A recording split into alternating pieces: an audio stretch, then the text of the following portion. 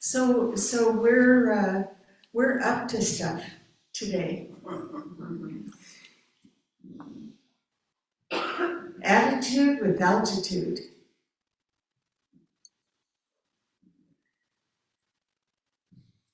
And when I was letting that subject, would you like the shade lowered, Kia? Oh, I don't think we could do that one.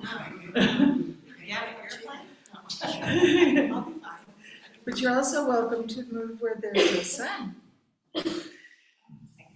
Be comfy. First rule.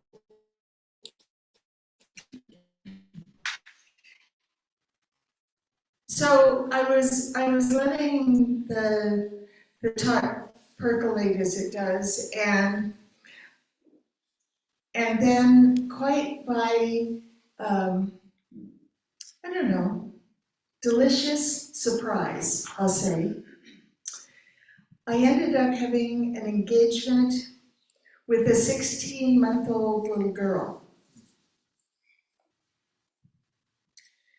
who just thought everything was fascinating.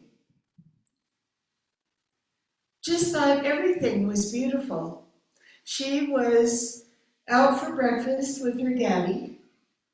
Well, he was having breakfast, she was having fascination because she was wondering about, I was with Carol Rose and her fabulous dog, who many of us remember because she used to hang out with us. And she wasn't so sure about Mitzi at first, because Mitzi is a big golden lab. And I mean big. Probably 3 times the 16 months old size. But Mitzi loves children. So Mitzi was wagging her tail for all she was worth. She's laying down, she's not moving. She's just laying down, but her tail is practically coming off. It's wagging so hard. And somehow Mitzi and the 16-month-old came to understand each other. And she walks over like this.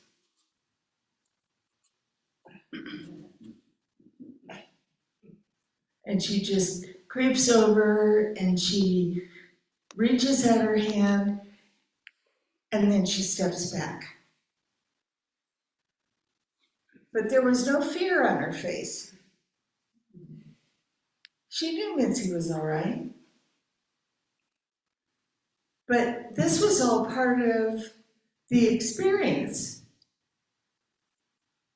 Was the creeping over and the reaching out her hand and then going back. And meanwhile, Mitzi was just doing her thing, which was nothing, except wagging her tail. And then I watched the little girl as she interacted with other things, and she was fearless. She was too excited to be afraid. When was the last time we felt too excited to be afraid? You know, as what we call grown-ups, we think of ourselves as, you know, having to be responsible and sensible and logical and all those cold things. And being too excited, like Jean's reading. Being too excited about life and about living and about the opportunities of life, to get caught up in any reasons to.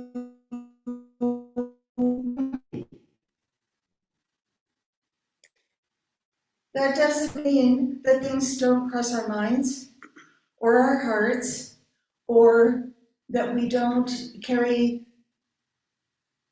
tsunamis of compassion for the world.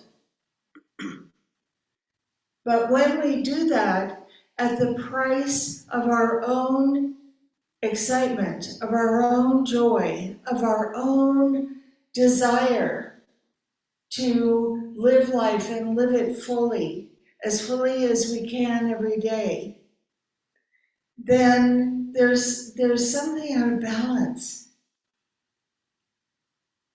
There's something out of balance because we've lost sight of why we're here.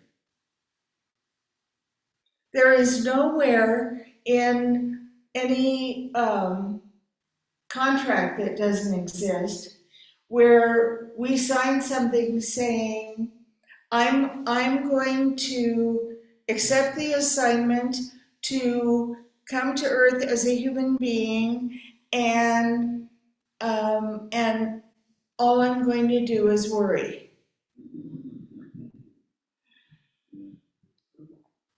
All I'm going to do is be uncertain. All I'm going to do is be anxious.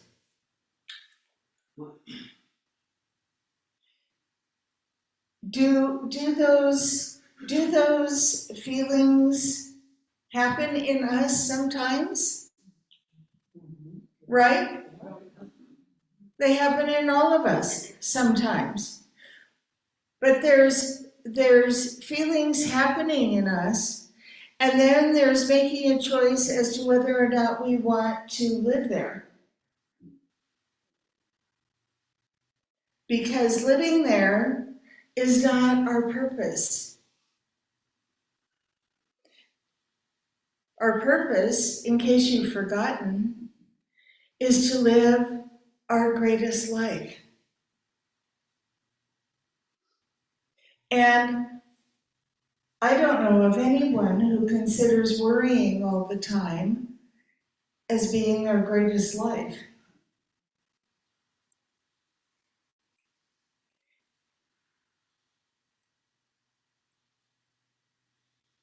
Ernest Holmes and his compatriots in New Thought, Thoreau, Emerson, they were all about living. They were all about exploring. They were all about being in life, fully, completely embracing this opportunity.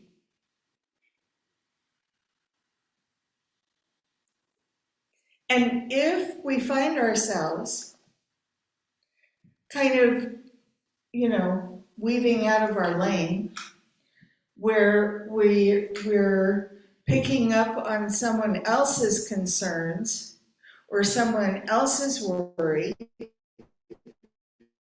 or someone else's need to, being that old saying about being down in the dumps, that's not out of an Ernest Holmes book, by the way. But there are some people who don't know that there's any place else to be. There are some people that don't know that. They don't know that there's any place else to be other than where they are, which doesn't feel good. Now, how do we deal with circumstances and conditions and events that happen in our life that You know, they just aren't our idea of living a great life, of living our best life. How do we deal with that without wearing it like an outfit?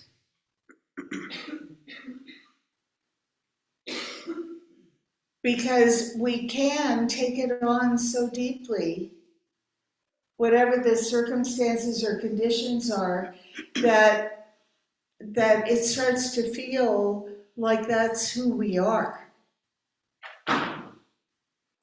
And if we get to a point where we start to feel that that's who we are, then we've lost track of who we are. We've lost track completely of who we are. We become boxes and moving.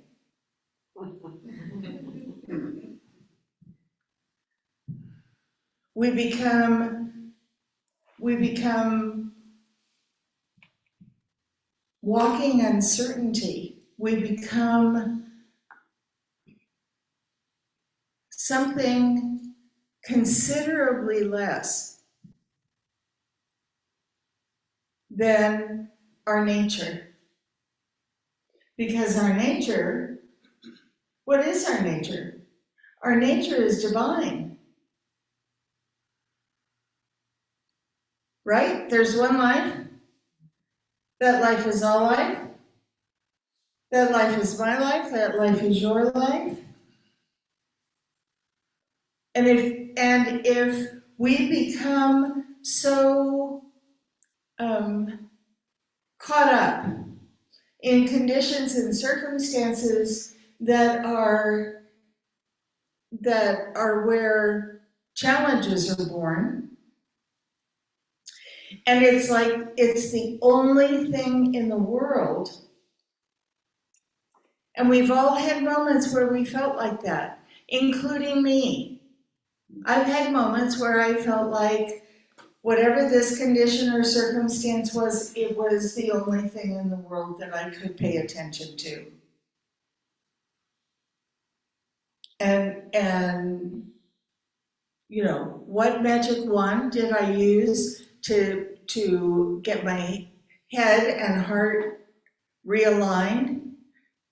No magic wand. I walked myself out of it. This isn't an opportunity to blame or shame ourselves for anything. It's an opportunity to recognize that we have human moments or hours or days. We have them. And it's not all there is. The thing about conditions and circumstances is that every single time they're temporary. Not just because I say so, but because they are. And I love reminding all of us that once a condition or circumstance is resolved, we have no idea where it went. It just evaporates. And we also don't go looking for it. Because once it's resolved, that's good, right? Yes. So we let it go. And we let it be. And we move on. And that is attitude with altitude. That is being able to see what's possible beyond what looks impossible. Or what feels daunting. There is nothing, absolutely nothing, no matter who we are or what the circumstances are of our human beingness, that we can't handle. As you've heard me say many times before, one of my favorite statements that Gene Watson says is, I can do that. I can handle that. And if you knew the backstory, there are many things that Gene has handled that we'd go, oh my God, how can anybody handle that?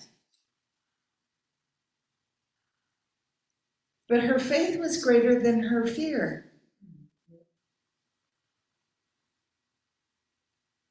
And we acquiesce to our fear, our doubts, what seems larger than anything that we can manage.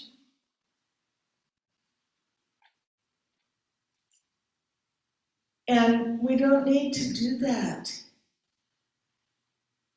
because we always have. Ernest Holmes said in one of my very favorite quotes of his, everything I need, whenever I need it, is always at hand.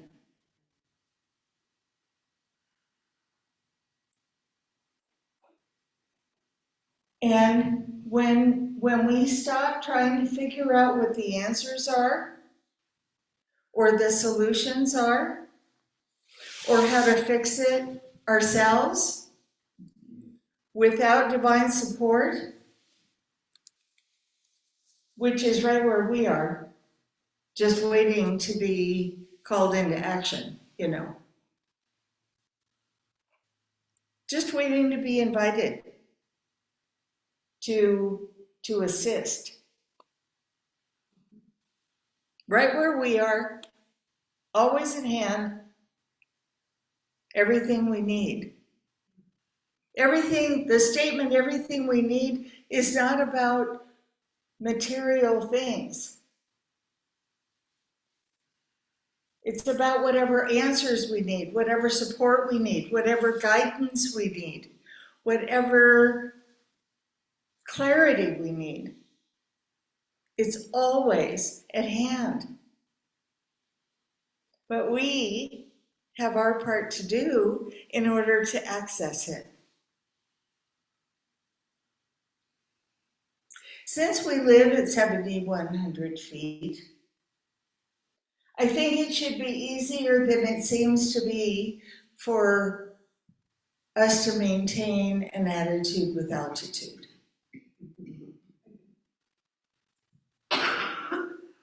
Because we get a lift from the entire universe just by living where we live. How cool is that?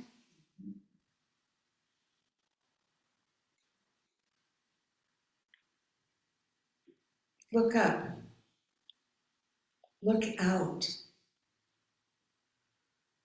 Out. See the mountains and the beauty that surround us. See that all of the invitations that nature offers to help us understand how great thou art.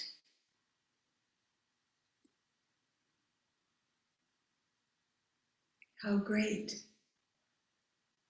thou, all thous, all you thous art.